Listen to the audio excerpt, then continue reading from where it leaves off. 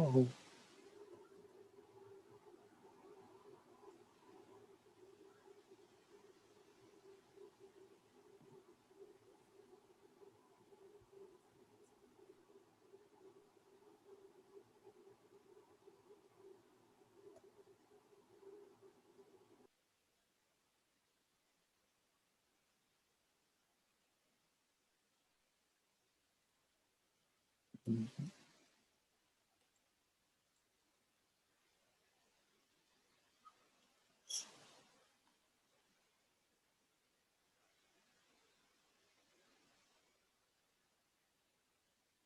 With the YouTube switch on, do we still need to enable the recording?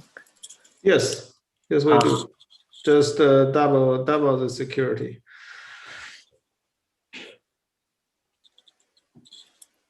I mean, the recording is started anyway, but the streaming is... No. I just pause it. I guess you as a host should re-enable okay. it. Okay, cool.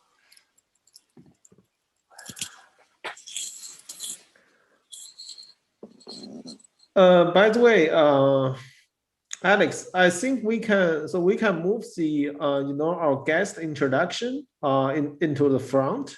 So every time you see there is a new community member join the meeting, then you can so we can move to the introduction of that guest, because I remember last time we kind of like postponed this section to the last minutes, and then so people just left. Right? True. Yes, we need to give Will and Igley their moment in the sun. Yeah. Do we want to do that bit now before we go live? I mean, so you can give a short intro first, and then we can we can have intro for community members, and then we can go on, right? Okay, good stuff. So let's kick it off. All right, everyone, welcome to another Jina AI Engineering All Hands. It's great to have you all here. So what is Engineering All Hands? It's a community call. We tell you what's been going on at Jina. We talk about the goals we're striving towards. We do a bit of a show and tell, and we answer any questions about technical or product or what our favorite pizza is or whatever the hell you want to ask. So as Hans said, let's get the intros out of the way. I'm Alex. I'm the DevRel lead, head of developer relations department. And yeah, let's throw it open to our new guests, Will and Igley, and then maybe David can intro himself as well because he's new. And oh, we've got quite a few new people: Ahmad and Nyozi S. Allen and Erin. Wow, we've got a good bunch of people here. So, who'd like to start?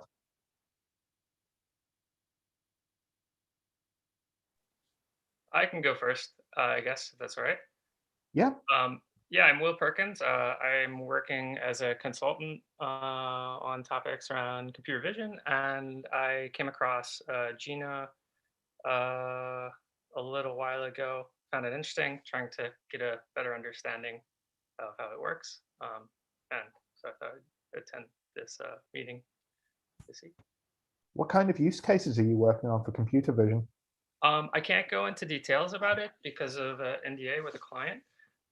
But it was basically like searching schematics. Nice. All right.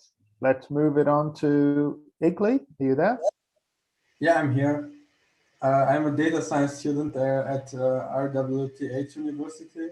I'm just interested in just looking around what you guys are up to. I just find your approach is quite interesting. Oh, thank you. Where is RWTH University? In Aachen, in Germany. Oh, right. Nice. Cool. And who else have we got on the line? Alan or Newsias?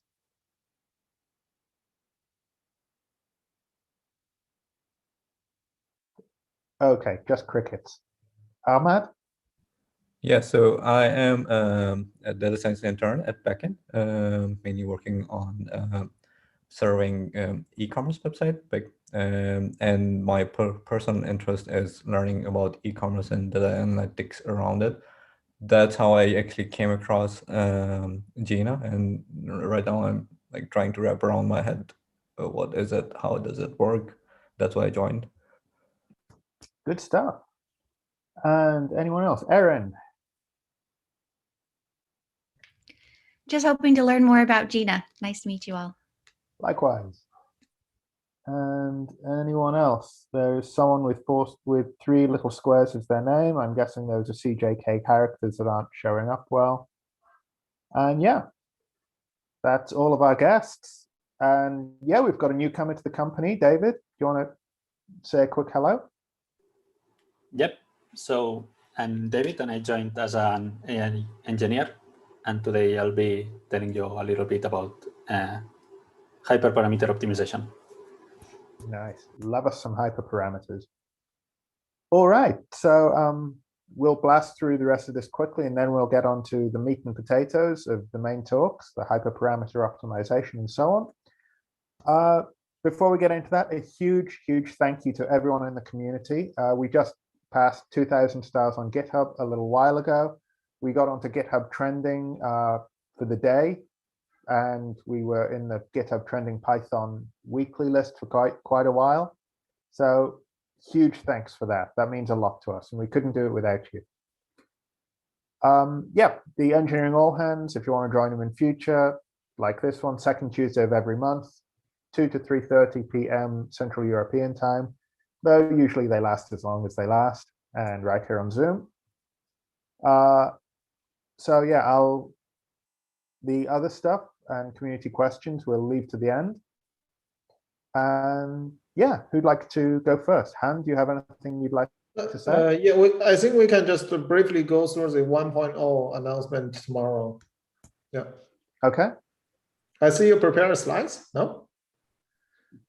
I had one slide, but I didn't know if we were going to be mentioning it in here or a bit later. So yeah. So yeah, we're really excited for our big day. Tomorrow we're launching the first major version of Jina 1.0. I guess the best person to speak about that would be Han himself. Han the man. Yes. So I mean, what should I say? I mean, so like this is a very first major release that we have, right? So since February last year, we made the first commit, and now we have more than 4,700 commits to Jina core. And then if you count the size of the code base, so now it's at 15 klocs, right? So 15,000 lines of code. And what does that mean? So you can compare to this as kind of like a 1/10 of NumPy, right? So NumPy is like 100 klocs or something like 150 to 200 klocs. So it's like 1/5 of the 1/10 of the NumPy.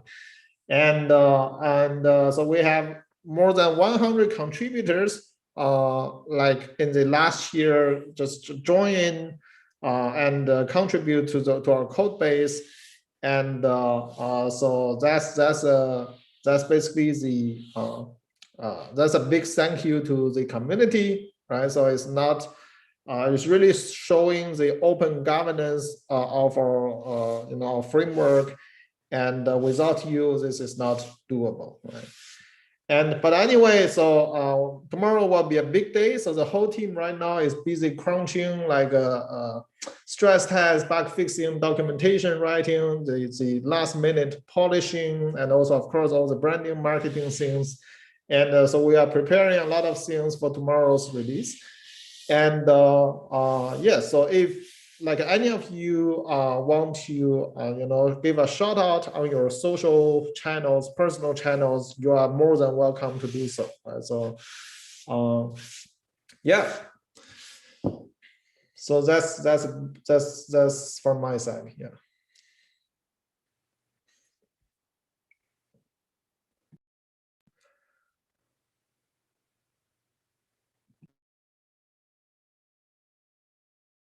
Alex, maybe we can move on to David's talk on hyperparameter tuning and training stuff. Perfect. I was just about to say that, but I realized I'd muted myself. So yeah, I'll stop sharing my screen, and David, you can start. Nan, you might need to give him permission.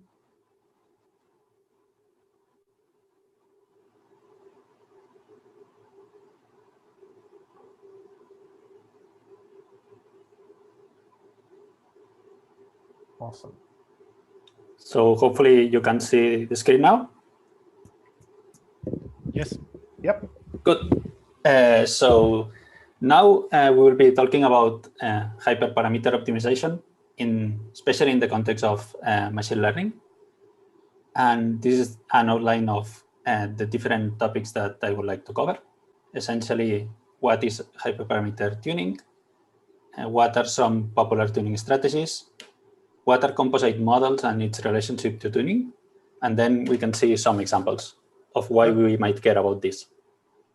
So before David starts, so let me first tell all the community members of the motivation behind this talk is that we introduced training mode to Jina since 0.9. So it's a pretty new feature, but we didn't really let's say we didn't promote it very heavily. The reason behind that is we are talking about training in a fully decentralized system and a fully decentralized search system, which involves a lot of components, right? And some components are differentiable, some components are not, right? So training in this context is pretty, let's say, ambiguity, right? So there are a lot of ambiguity around training and what is the best practice there? What is the state-of-the-art training interface, right? So if we look at TensorFlow, look at Keras, look at Pytorch, what are the interfaces they have for training, right? So this is basically the motivation behind this talk, right? All right, so David, you can continue. Sure. So as Han was mentioning, there's quite a big gap between parameters and hyperparameters. And in some cases, you might have models that are composite or even models that are not composite, but have some sort of parameter that is, let's say, presented before training starts. So here on the left-hand side, we can see some properties that might be in, let's say, very relevant to parameters, which are probably the most important one is that a parameter is never set by a practitioner. So an ML engineer might never actually put the weights in a neural net. So what you do is you randomly initialize them, and then you have a training procedure that sets them. But what a practitioner can do is set, for example, the number of layers in a neural net. So this is, for example, a hyperparameter in a neural net. So it's something that is specified before training starts, but it impacts training. It impacts model performance. So a hyperparameter is not learned during training, but it might be evaluated from training data. Right? So these are the two main differences. So what can we do to actually tune these parameters? Because if we set them before training, how can we find good configurations of parameters? So there are different tuning strategies for hyperparameters. Probably we could split them in two halves. Some of them are deterministic techniques, and some of them we might call them adaptive or adaptative. So the deterministic techniques for searching are basically based on setting first a search space, and then, for example, finding a whole grid of parameters and evaluate all possible configurations in that grid. So you can do that before you start learning anything. You just have to know the ranges of each hyperparameter that you want to optimize.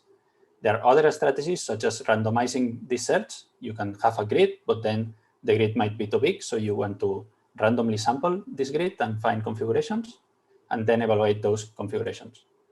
And the other type of techniques are techniques that are based on iteratively improving your solution.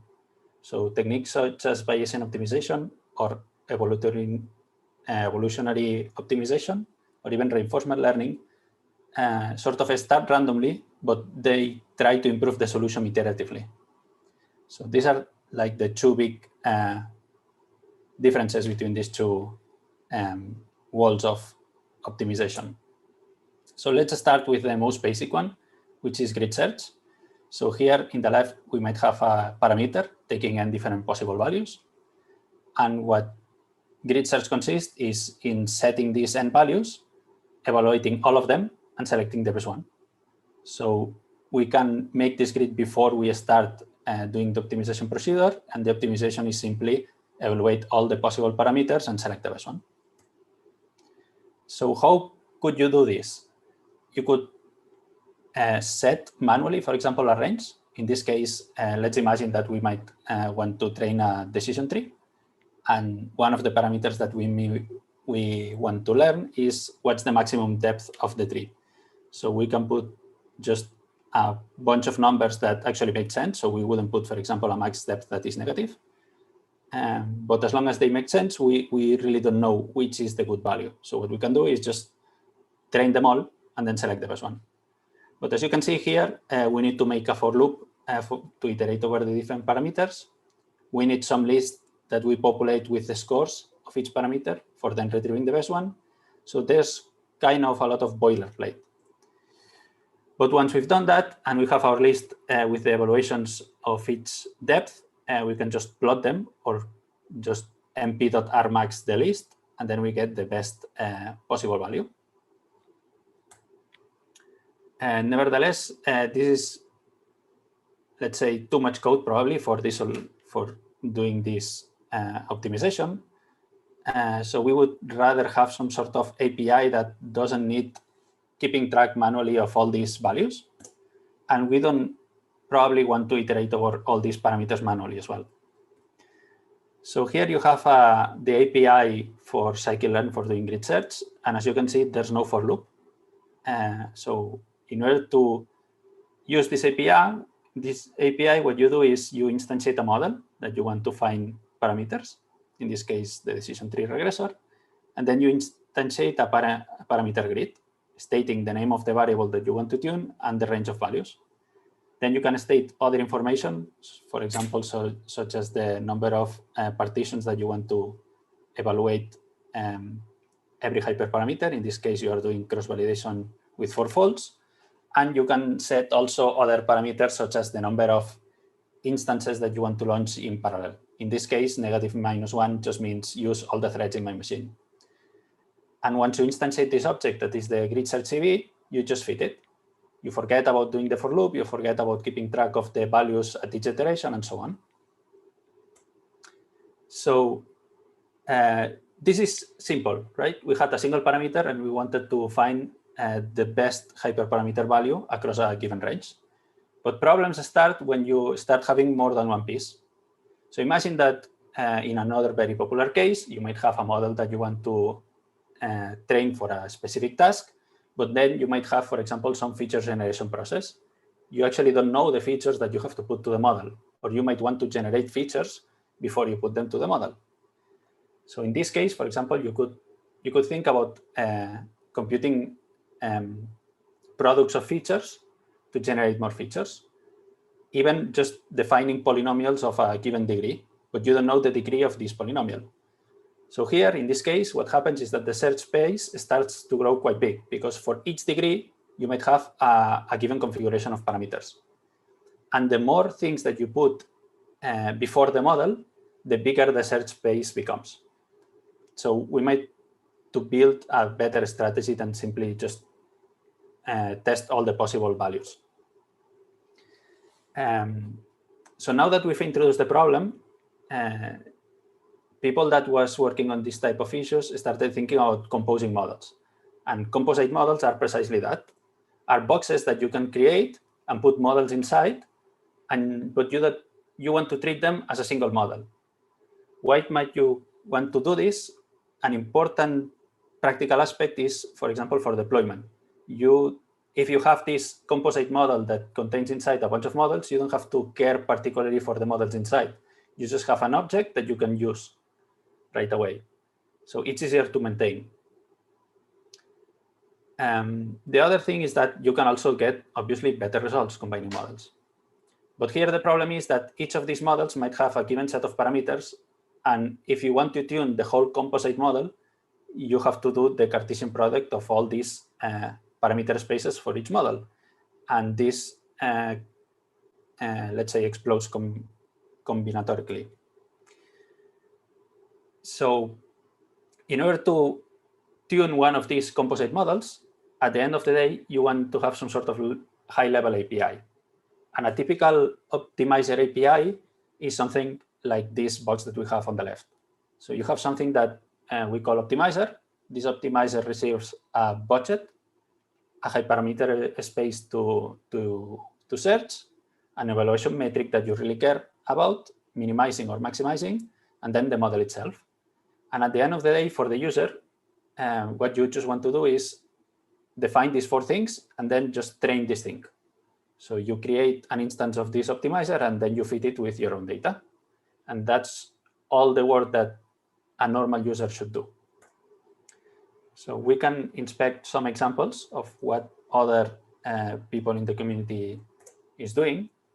So Pytorch, for example, does not provide a hyperparameter optimization natively. So they recommend using README as the optimization framework. So how does this work? You just import README, and then you create this Trainable class. And as we've seen previously, you have to define several things in this high-level optimizer. One of these things is the configuration of the optimizer or the search space of each parameter. In this case, we have parameters A and B, and we should know beforehand, for example, the ranges of values of these parameters that make sense. Then we define something that here it's called analysis. And here we put the information about the search space and a budget. In this case, for example, how many samples of this search space I can accept. And then we just run this thing. And once this thing is run, I can just inspect it and get the best hyperparameter values. Keras, on the other hand, has also no built-in optimizer. And the idea is, like in Pytorch, to use some other hyperparameter optimization tool. So there's a project that is sort of paired with Keras, but it's not from within Keras, that is Keras Tuner. And the idea is quite similar. You define some optimizer. In this case, we have an optimizer that is a random search. This random search specifies, for example, the budget that you have, 10 trials. And then you pass the training data to this object, and you expect the object to find you the best set of parameters. So here, this tuner is responsible for running the specific hyperparameter samples from the search space. And it also keeps track of the evaluations of each of these hyperparameters. But notice that in this case, when we create the tuner, we instantiate it from a specific type of tuner, in this case, a random search tuner. If we would rather use another type of algorithm, we would have to instantiate another, let's say, Bayesian search tuner. So now let's talk a little bit about scikit-learn. And scikit-learn is a bit special because in the package, they actually put a lot of effort into integrating the necessary tooling for practitioners to find good composite models. So scikit-learn has a built-in tools for composite models, and these tools are called pipelines. So pipelines are essentially a sequence of models. Like in this box that we see below, we have a pipeline that contains inside a transformation and a model. The transformation has a single parameter and the model has another parameter. And with this pipeline, I can feed the whole thing, and I can also search for the best parameter in the first transformation and the best parameter in the model. So let's see here an example that is a little bit more complicated, but I think that it shows the basic, let's say the basic building blocks of this pipeline object. So here in this case, let's say that we want to train a supervector machine for a given problem. But this supervector machine needs better features because we've trained it with the original set of features and it was not working very well. So we might think that we can pass into this SVM a concatenation of two features that come from a PCA and features that come from a polynomial object that simply just takes the squares of each feature and it multiplies each pair of features, for example. So here the PCA has a hyperparameter that we might want to tune, which is the number of components. The polynomial feature has another parameter that we want to tune, which is the degree. And the SVM has, for example, a regularization parameter that we want to tune. So here we have three different parameters that we want to tune. But once we've built this pipeline, we would like to work with this pipeline easily. So here the idea is that we first create all the basic objects within the pipeline, and then we just instantiate a pipeline that is a combination of, in this case, the concatenation of PCA and pol features and a classifier. So once we've built this pipeline, we can specify a range of parameters to sample. In this case, for example, we are specifying from the first part of the pipeline that we want to tune the n components of PCA. And here is a list of values that we want to tune. And from the second part, which is the SVC, we want to tune the C value with these two values. We instantiate this object that wraps the pipeline, and then we just feed this object. So for the user, it's almost as simple to feed a pipeline than feed, in this case, 3 times 2 pipelines containing all the possible hyperparameter combinations. It just required one line of code from respect to fitting a single pipeline. And once you fitted this object, you can inspect it and you can see all the combinations of parameters that you tried. And in this case, since we did cross-validation, we can see the different values for each of these parameters in each of the splits. And at the end, we have a rank that tells us which is the best one, the second best one, and so on. So what happens when, for example, we cannot allow doing a full grid search because it's just too big?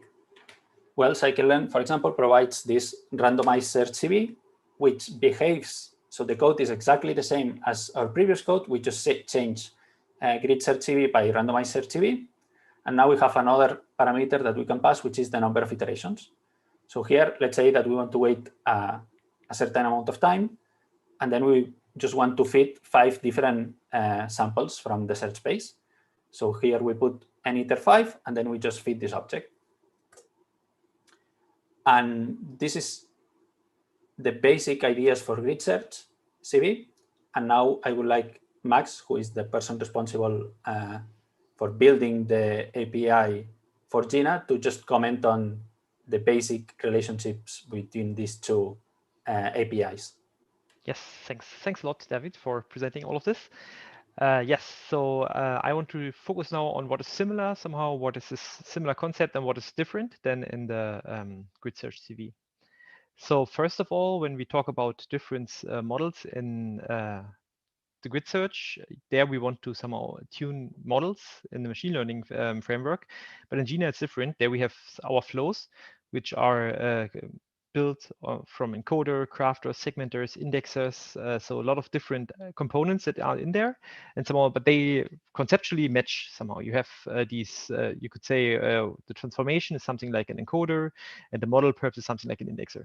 And we also, when we need to run, when you have your own flow, you set it up as you wish. And when you want to optimize it now, you have to tell the flow what to optimize. And in scikit-learn, you have implicitly the evaluation function given. But in Jina, we, at least for now, decided that you need to decide what to evaluate for. So what should be evaluated? It could be when you have encoded and indexed, and afterwards you want to search. The evaluation could be precision, it could be recall.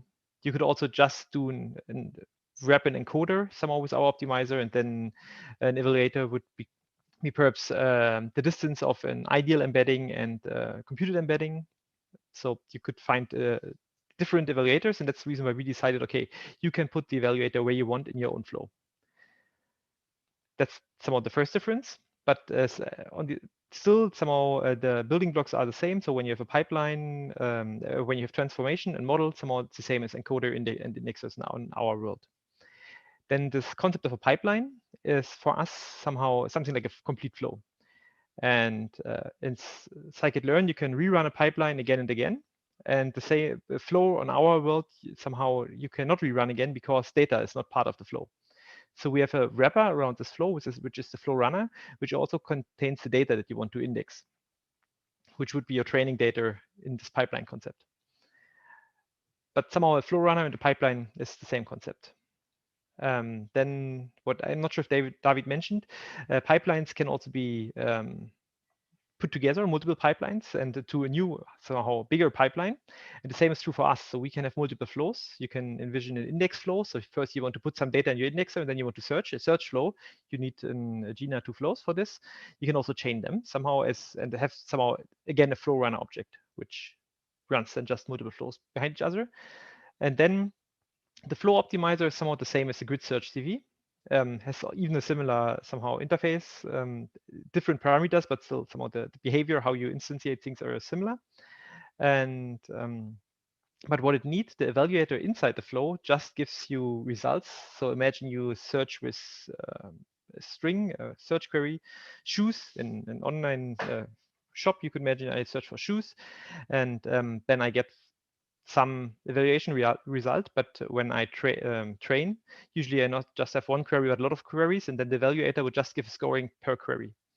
And this must be aggregated, and so there must be an aggregator for the flow optimizer. Currently, our default aggregator is just compute the mean of all the scores that we have when we run this optimization. And then this optimizer does somewhat the similar thing that the grid search CV does. It chooses some parameters, runs a flow, gets somehow evaluation value back, then change the parameters, runs another flow and or another flow runner, and gets again evaluation values back. So it's very similar, and also you can define the parameters on our side pretty similar. I will show later an example how to do it. And a very big difference is that in the grid search CV, you can directly use then this object that you build for optimization for accessing all the data. For us, we somehow split this a little bit. We have the, at least for now, perhaps we also merge this in the future. It's not yet fully decided, but for now we have the flow optimizer, and this returns, when you optimize it, a result processor. And under the hood, we use Optuna for all the optimization. And this result processor wraps the Optuna study. And the Optuna study has all the metadata that you somehow, that appears during an optimization. So all the evaluation values that come together somehow are wrapped in this Optuna study. And we again wrap it with a layer of us, where you then can somehow directly save this, the best results, for example, in a file, which you then can afterwards use to load your flow and directly run your flow with your best parameters.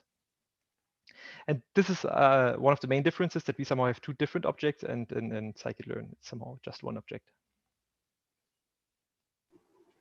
Yep, so that is pretty much what we wanted to present.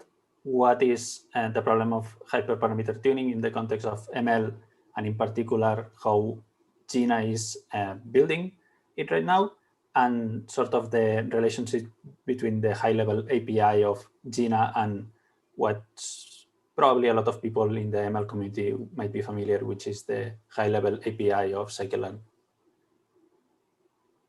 So Max, I don't know if you want to make a demo of the... Yes, yeah, I would like to do the demo if there are, but first, if there are any questions, then sure. First ask questions, then we can perhaps have a short demo.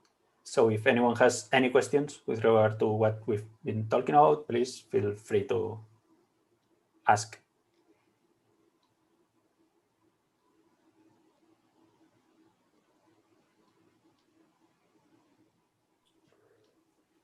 So can you go back to the Pytorch, this pseudo code? So I remember there is a slide where it's yeah. Yes, this one, rate tuner. So where is how do they fit the data into this into this trainable? Where is I don't see the data feeding part here.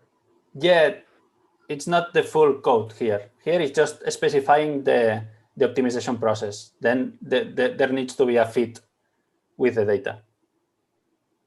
Okay, but in the screenshot, it doesn't show the no, it doesn't have the fit part. It's just the building block of how you set the optimization problem, let's say. Okay, but then how does this relate it to the data input? I mean, if there is no interface that connect to the data input, then how does it work? Well, you need the fit part, which is not shown here. Like it wasn't, I didn't thought it was the main, let's say, focus. So the issue here was that this is not built in a composable way. So it's interactive. So it's powerful because it contains a lot of, let's say, powerful optimizers, but it's not composable. So the main thing that we wanted to let's say put to the community is that the scikit-learn version maps better our problems, in the sense that you have an object that is composable and you might want to tune subparts of this object. And the API was better fitted for this. Okay. Yeah.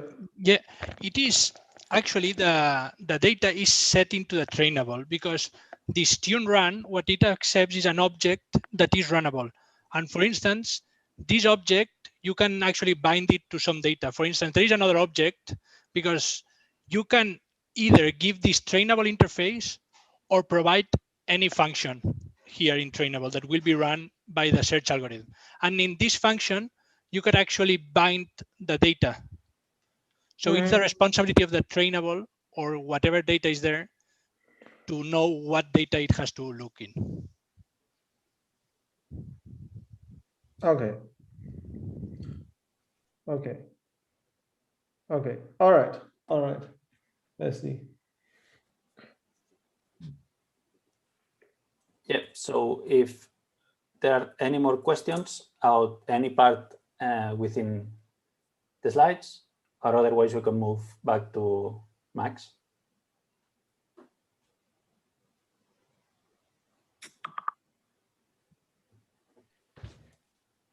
Okay, that sounds like there are no questions. Then I would take the screen.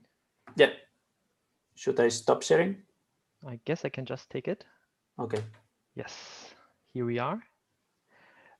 This is the training example that I built. It's also in our documentation somehow. Tiny little bit different, but yeah. So the first thing that we need to get out of the way when we want to do something, we need to import certain things. I get out of the way directly at the top. Then in Jina, whenever you want to search something or you want to do anything, usually you need a flow. So here we define our flow. And what happens? So, okay, we give just a YAML version, nothing special here. Then at some point, we want to have some parameter which we want to optimize. This is encoded or somehow written there. I will go later and explain what happens here. We just accept there somehow the parameter is hidden. Then we have two pods. So one is the encoder. So we want to optimize something at the encoder. And what we want to imagine the following: you have a model, for example, bird model. And now you decide you don't want to take the last layer, but you want to take another layer and try if you would just use another layer, you would get a better embedding, which suits better your problem. So the semantics of your problem might fit better certain layers in a model. And now we want to somehow emulate choosing a layer in a model. And for this, we need an encoder. And afterwards, we need an evaluator with which we somehow can measure how good our encoder is. So that's our flow. That's all we will somehow run. First an encoder and then evaluate data. In a real world example, this, I mean, you could just do this to get some more, first understand better your encoder. But then if you want to have a full flow, this could be like encoder and indexer. And then you could have a second flow where you also search. But I want to rather somehow illustrate here the interface of the optimizer instead of going into detail in too complex example. That's why I choose something as simple as possible. Okay, then if we go to the Encoder YAML, the encoder YAML itself will be this. So it's a simple encoder, which I will define later, and it somehow will get the layer. It will get a layer, which is again this variable, which we saw up here. Somehow this is then the parameter that we will change over time. By the way, should I increase a little bit the font size? Perhaps it's better. Yes, then we somehow define our own simple encoder. For the sake of simplicity, somehow this encoder is just a lookup table. So imagine these would be the when you would insert the dinosaur as a query, somehow the first layer would give back a 1, the second layer is 3, and the third layer 5 as the full encoding. So the encoding is just one integer. And for the sake of simplicity, we make it a lookup that we can really easily understand what happens here. So when we initialize, we say, okay, which layer to take for as a response. And when you then encode and you have some data, which could be a dinosaur, a bird, or a fish, or whatever you want, and this somehow is captured as an ND array, then we look into our encode lookup of the of this data of the first element. So it's really just a lookup table. So if we put in a dinosaur here as data, we will get back this full somehow. These are all the possible encodings. Then we will just take the layer that we want. So if the layer is set to 2, we would get back the 5 because it's 0, 1, 2. That's all what this encoder does. So it mimics what would happen in a real encoder, but for sake of simplicity, it's just a lookup table. And now we said, okay, we want to optimize this layer, which is somehow in this Jina encoder layer var, and is given into the whole flow via just Jina encoder layer. And now when we define, okay, this is what we want to optimize. So we see here we have a parameter.yaml, which is the file that we use to define, okay, this are your optimization space where you can change things. And here we say, okay, we want to have an integer parameter that should map to this variable and has a low of 0 and a high of 2 and a step size of 1. So it can be 0, 1, and 2. This integer parameter could also be a float parameter or categorization, like categories. So if you could also make an optimization where you switch between models and decide, okay, either to take this, or this model. So this is also possible. And now when we want to optimize, we need some data which we somehow use in order to evaluate the whole thing. And so we define some documents. So we have our 3 documents which we want to run against our encoder. And the content of the documents is the dinosaur, the bird, and the turtle. And since we want to evaluate, we need in Jina some more document and ground truth pairs. So we always have a document, which is this, which is our search document, and then the expected answer, some of the ground truth, which is the right-hand side. And here we say, okay, for the dinosaur, the ideal semantic embedding would be a 2. Then for the bird, the ideal semantic embedding would be a 3, and for the turtle, it would also be a 3. So you see somehow they are all clustered around the first layer, such that in the end, we want to optimize somehow to get the first layer is the best layer that fits best somehow our wished for embeddings. They're not exact, but somehow close by. And now we have defined our flow and our data that should go into the flow. And now we, as I said already in the presentation before, we want to make the flow rerunnable, that we somehow combine the definition of our flow with our data and make this run and run and run again with different parameters. And for this, we have the flow runner, which is a wrapper around the flow. And it's a single flow runner because it's just one flow. And then we need to give in the flow, the documents. Now I should have rather do this with the real parameters. This is, I'm super sorry. Let me go into the code for a moment. Optimizer, optimizer init. And this is the flow runner. The request size, right? Which is the, when we send documents usually to a flow, they are batched, and somehow we want to get 1 by 1. Just for sake of simplicity, as a just request size should be 1. We want to do a search flow, and the workspace should be deleted every time, since we do.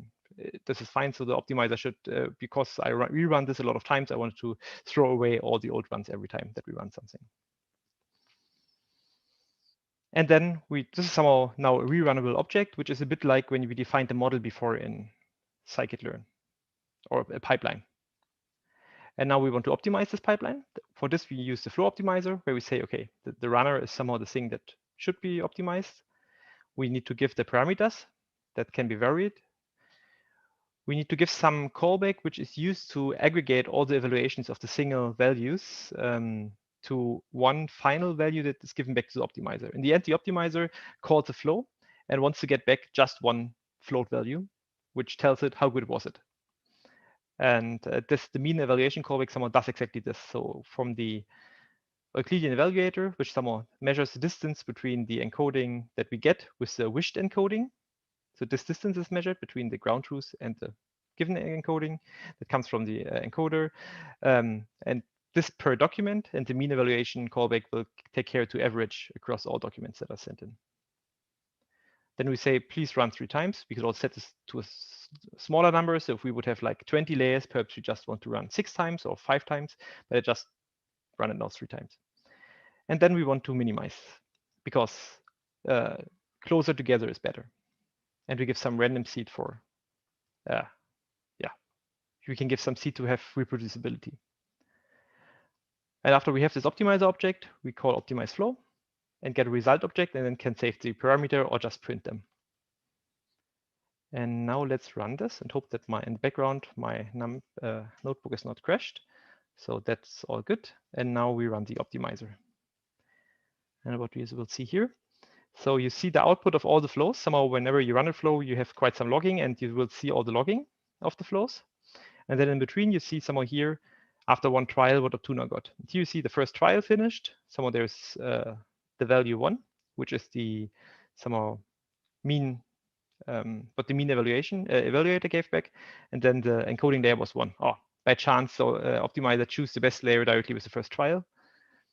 Then it tries again. Checks this time the encoding layer 0, gets a higher value, it's not as good. And then again, checks again 0 because the optimizer is a little bit dumb. So I didn't choose a smart optimizer, and the optimizer is built for a much bigger grids where you somehow have multiple variables, and where it makes sense to also sample the same variable multiple times. But I haven't tuned it here in this example to any way that's being smarter with this one variable. And then we get the final output where it says, okay, 3 trials were finished. The best trial is with layer 1.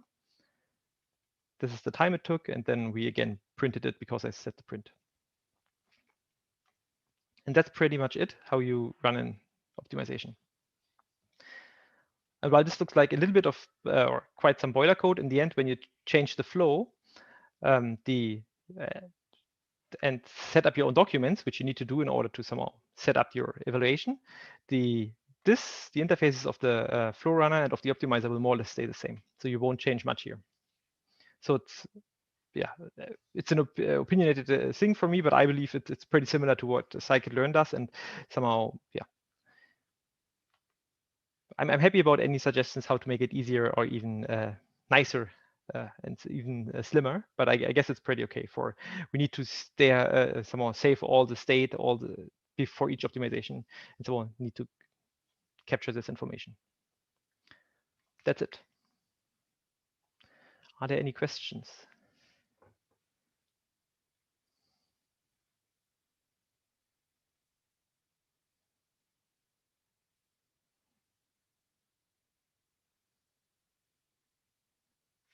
Is it me? Or is nobody saying anything? Oh, I don't have a question. We can hear you. Okay, perfect. It was so silent, I wasn't sure. We're just, digesting the information. That's it. Oh, great. So if there aren't any more questions, I'll share my screen again. Oh, wait, I would have something more, if you don't mind, for just 5 minutes. Oh, go for it. Go for it. Yes, which is because when you run things and you want to parallelize things, and somehow we just recently did a stress test internally where we also parallelized heavily, and there came up that when you want to parallelize things, there are tiny little details that you might want to take care of, how to do multiprocessing, and I have built a small example to showcase, okay, what you should take care and what you should do and not do. Just takes 5 minutes, bear with me. So context switch, you want to do multiprocessing. You somehow have a problem which you can parallelize on one machine, and okay, if I don't parallelize it, it runs that fast, and I want to now make it faster because I have a lot of processors, and now the typical idea is, okay, I just make a kind of a processing pool and run it in parallel. So what I did here, I say, okay, I want to have just calculate the inverse of a matrix, which is somehow my problem. You give it a count, and you calculate this for count a number of matrices. You calculate the inverse. That's all that happens here. And I say, okay, I want to do it 4 times. So when I run this, just for 4 times, you see now, okay, first run started, second run started.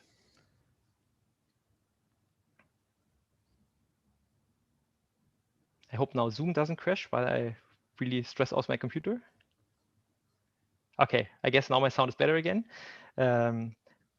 So what you see here is, okay, it runs in 14.3 seconds, kind of nice.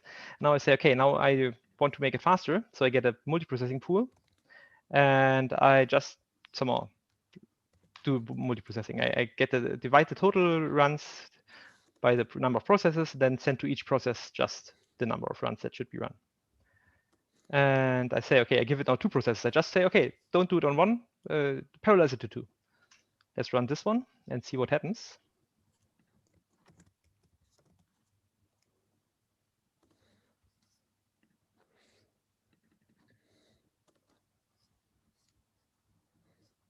This is unexpected. Let's run the first one once again.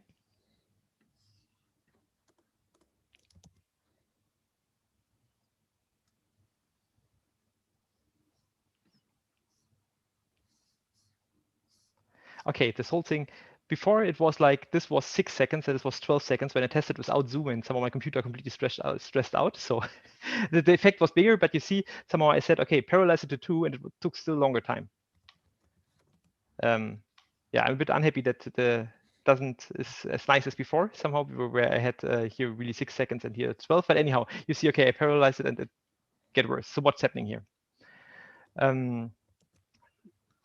In fact, NumPy already under the hood parallelizes very well and utilizes all the processors on my machine. So there's no point in parallelizing this more because NumPy already does a quite decent job here. But you could imagine if NumPy wouldn't do this and I would use 1 processor per task, and I parallelize it to, I have 8 cores, I parallelize it to 4, it's nice. Then afterwards, I want to parallelize it even to, I don't know, I just said 16 because I do it. And that's somewhat the same as what happens here. First, somehow it fits onto my processors, and afterwards it doesn't. And what happens when Python, or in general in an operating system, when you have multiple processes which run in parallel, somehow from a really high level view, and this is really not detailed, or it is from far away, it might be correct, but not too correct. So when you have the processor, you have some level of caches close to the processor. And moving data from these caches to the processor is super fast. And whenever there's a new process somehow wants to run something, the execution code is in memory, is then loaded into the cache. This is pretty slow. And then from these caches into the processor does something, loaded back to the cache and written back to the memory. And when the next process comes at the schedule, somehow the same procedure happens.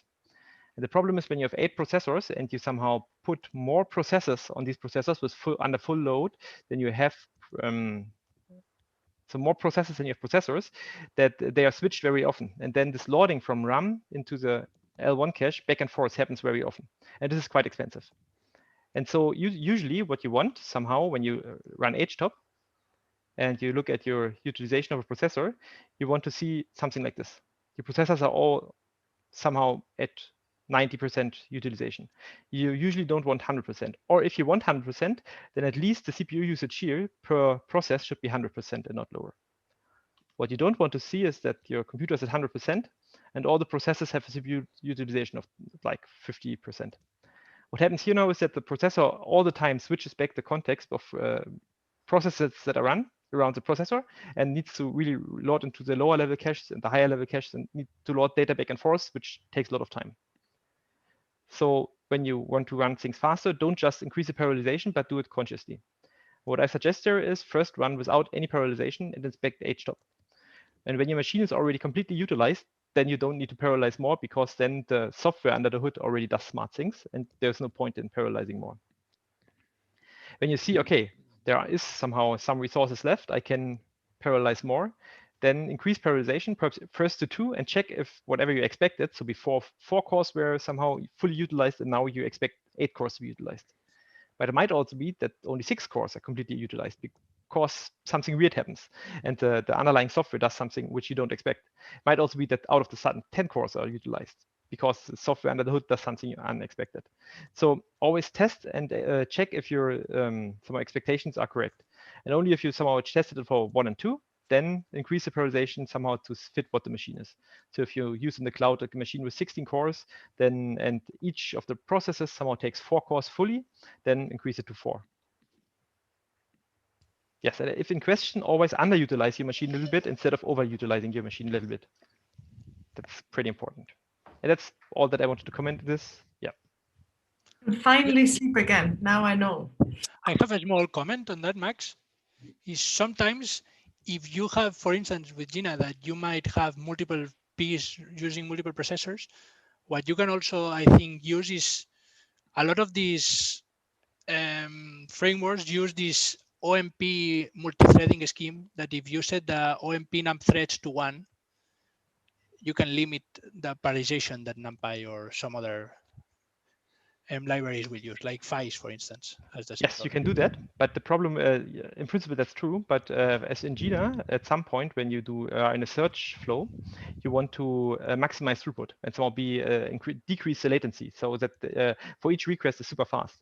So if you then say, okay, but this encoder only is allowed to use 1 thread, then it's per somehow request you get slower. And so it depends on the... that's a fair trade-off and fine-tuning. But in principle, you're right. Yes.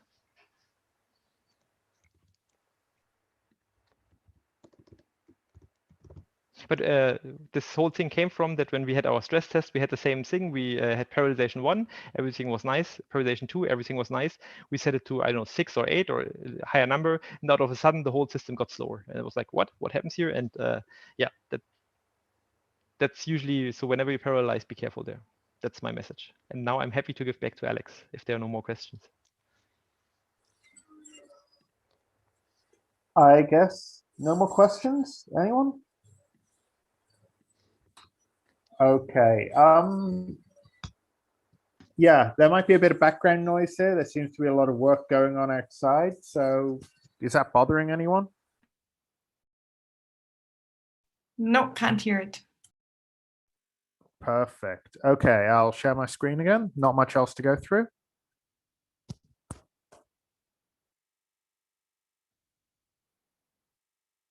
Yes, so as we said earlier, 1.0 is coming out tomorrow. We are all super excited.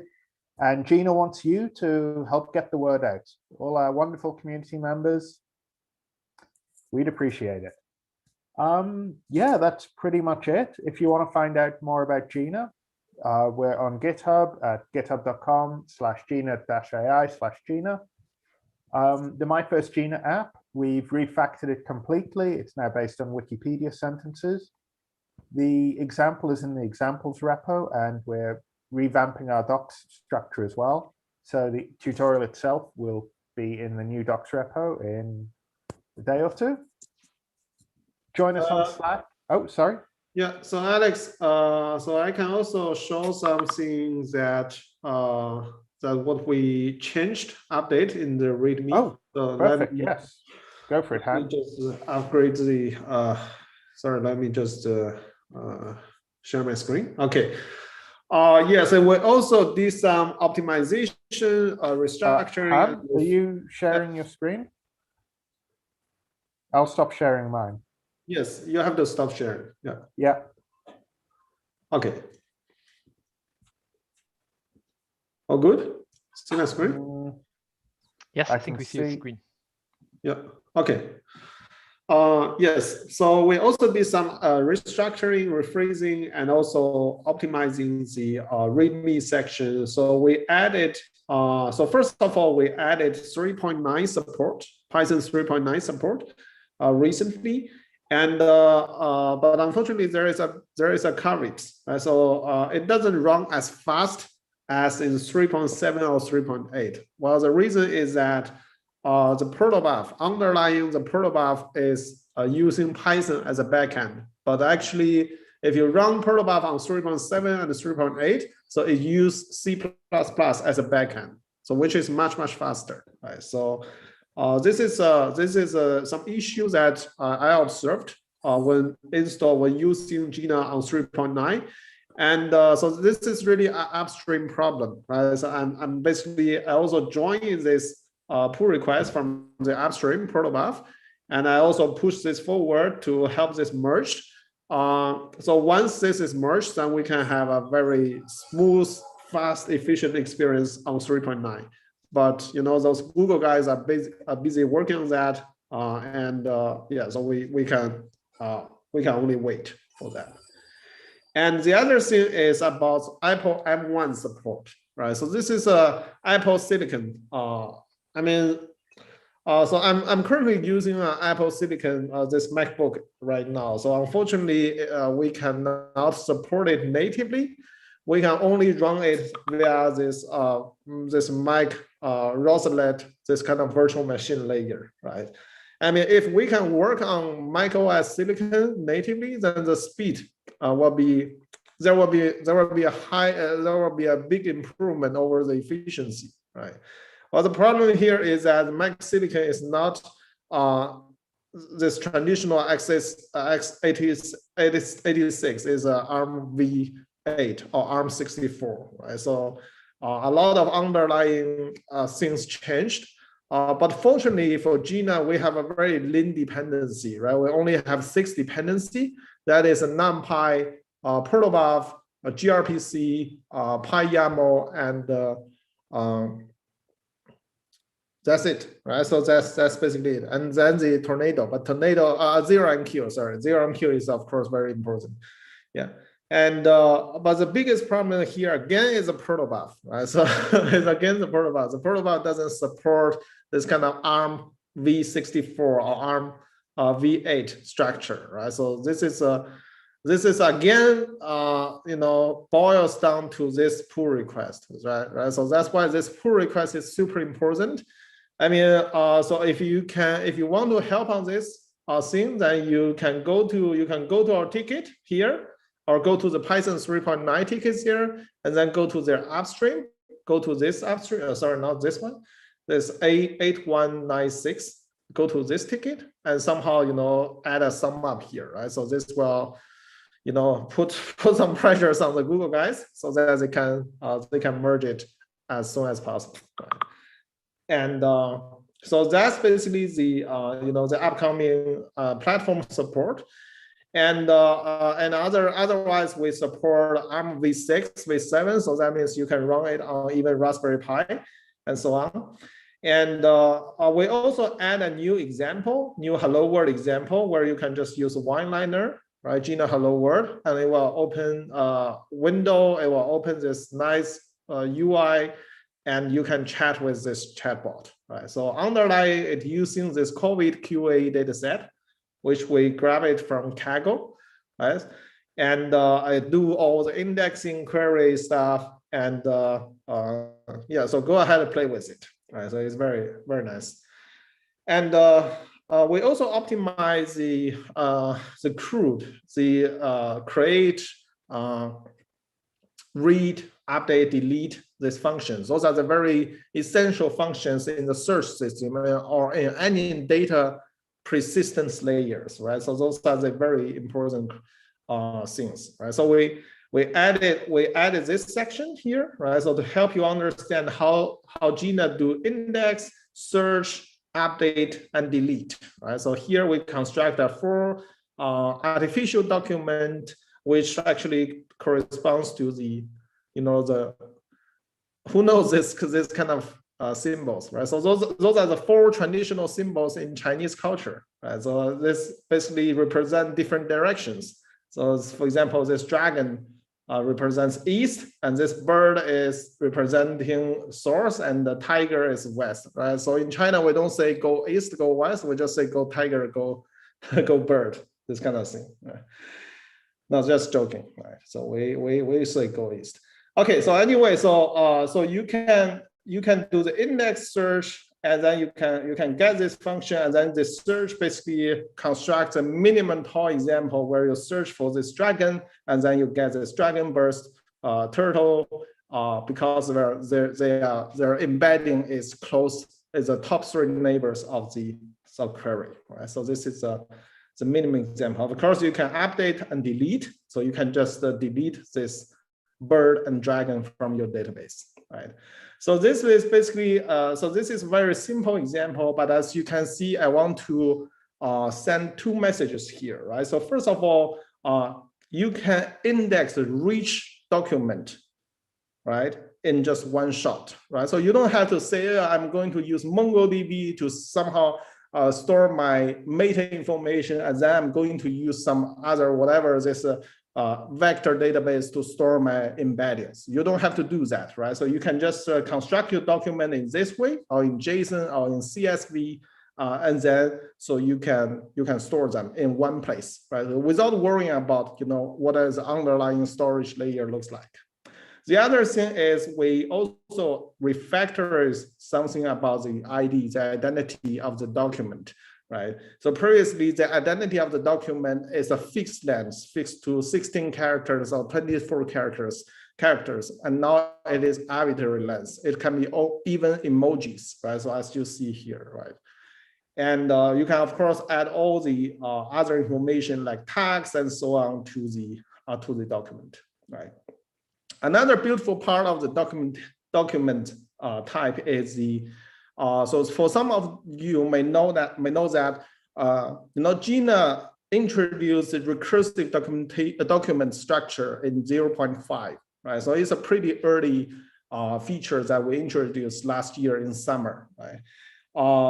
But for most of people, this kind of a recursive document structure is not really easy to understand, right? But now you can easily visualize them if you are using if you are using Jupyter Notebook, right? So you can just say this are the 4 symbols that we have, and then you say, oh, this D0 chunks please add this D1, and then the subdocuments. So like the grandchildren, please add D2 as a grandchildren, and please add the matches to D3 and D0. Please consider them as matches. And then you can do D0.plot, and it will gives you this very nice structure here. So you can use this feature inside Jupyter Notebook, or if you are not using Jupyter Notebook, you can just do D0.plot and then give some SVG like a myplot.svg, and then it will visualize that, right? And yeah, so this is basically the some updates on the README. So we basically add this this X session because we consider it as very, very essential, very, very important part of the Jina, basically to give you an introduction of how to update, store, delete, and index data, and also what is a document and what is a flow, right? What is the simplest flow? Right? So that's basically some updates from my side, yeah. And so yeah, so let's see. There are also some minor updates on the REST interface. So right now, so for those who know that Jina heavily rely on gRPC to do all the CRUD operations, but let's say if you are a front-end guy, if you are trying to build Jina as a web service, right? So you probably need you probably need REST interface instead of gRPC, right? Because gRPC is on the RPC layer, is not really, you don't have so many libraries on the front end to communicate with it, right? But that is also not a problem right now. So we have this, we expose the CRUD function, the data pipeline. So you can send post, get, put request to Jina to do the CRUD operations, right? So so this is basically the REST API in particular for the data input and output on Jina, right? So let's say if you not talking about data operation, you're talking about the control. You want to control Jina, right? So what is control? So basically you want to start a new flow, start a new path P, and observe the logs. So you can use a daemon API, right? So this is another set of REST API, which basically controlling your Jina instance. right? And so this basically, this two set of APIs basically serves as the REST foundation for Jina when using it as a web service. Right. All right. Yeah. So that's basically from my side. Yeah. Okay, Alex, get back to you. So maybe. Okay. We can ask the community if there are some thoughts, I mean random thoughts about Jina. Yeah. Yep, fantastic. So are there any questions from the community, or would anyone like to say hello who hasn't already said hello?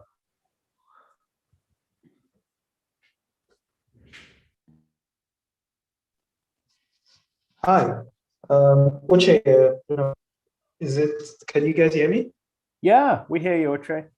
Okay, yeah. So I would like to say hello. I have a master in artificial intelligence, but I'm fascinated. I got to discover Jina end of last year, and it's quite fascinating. Moving from learning about AI in research to seeing it in production, and getting to see the open source development is really fascinating, and it's for me very important knowledge. And I'm happy to be here. It's nice to meet you guys. Thanks, Uche. Where are you calling from? Presently, I'm in Kiel, north of Hamburg. Okay, Yeah.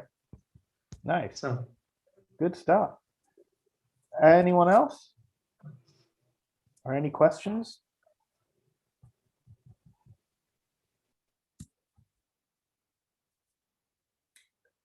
All right, I guess not. So, yep, the big release. Just one question to the community members. How many of you are using Clubhouse? How many of you are very like into this hype, this Clubhouse hype? So I'm using it right now. So I just got the invitation from Florian, and I tried to use it during that last weekend, and it's pretty interesting because you can learn a lot of things, and you guys can probably meet like some people who are really, you know them, they are in your network, but sometimes you don't really talk to them, and then you can discuss some like topics in different rooms. It's pretty interesting, I would say. Yeah. I mean, it requires an iPhone, and I am totally all about open source and using Android. But on the other hand, if I can expense an iPhone, I'm not going to say no. It's just been blocked by the Chinese government, I think 24 hours before. Yeah. Oh. Mm-hmm.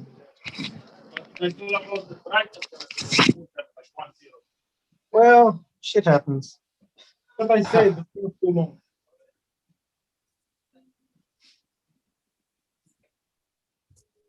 Any other comments other than shit happens? Anyone?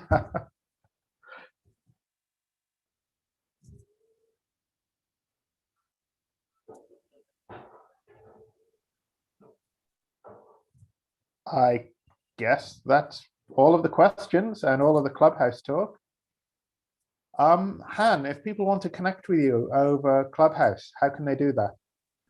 Yeah, they can just search for my name, Han Xiao, at Han Xiao, and then you can. So I will just type this thing into the channel.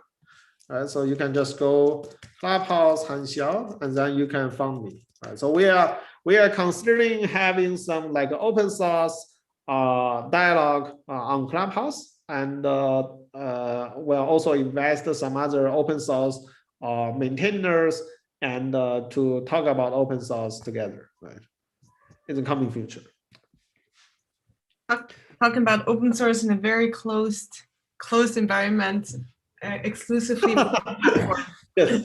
I like it. I like starting a revolution from within. Yes, we are going to talk about open source, all the open technology on iPhone only Clubhouse. Exactly. The irony is eminent. See if we can get Tim Cook in the chat and see if we can convince him to open source Apple. All right, so for 1.0, We're getting it out tomorrow. We'll be pushing our tweets. We'll be pushing our LinkedIn posts. We'll be chatting about it on Slack. So anything anyone can do to help get the word out, we would appreciate it so much. And yeah, stay tuned. All right. Yeah. Is there anything else anyone wants to say before we wrap up? No, not from my side.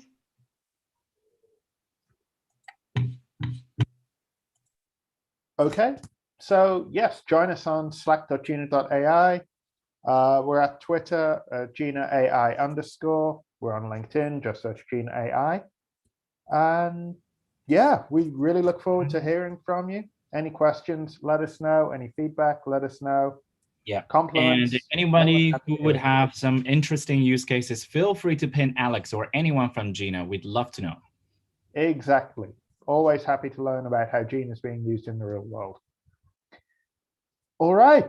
Thank you, everybody. Have a wonderful week. And yeah, see you next time. Bye.